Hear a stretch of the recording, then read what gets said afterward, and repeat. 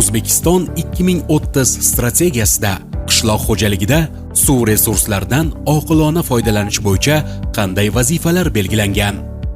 18,7 ming kilometr yoki 66% tuproq o'zalli bo'lgan magistral va xo'jaliklar aro kanallarning beton qoplamali ulushini 13,1 ming kilometrga yoki 46% ga yetkazish.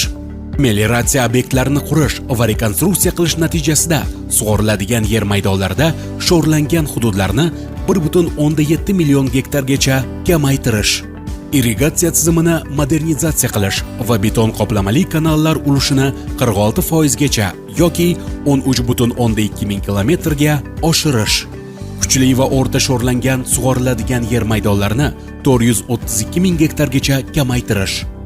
Yer osti suv sathi muammoli holatida bo'lgan yer maydonlarini 773,4 ming gektargacha qisqartirish.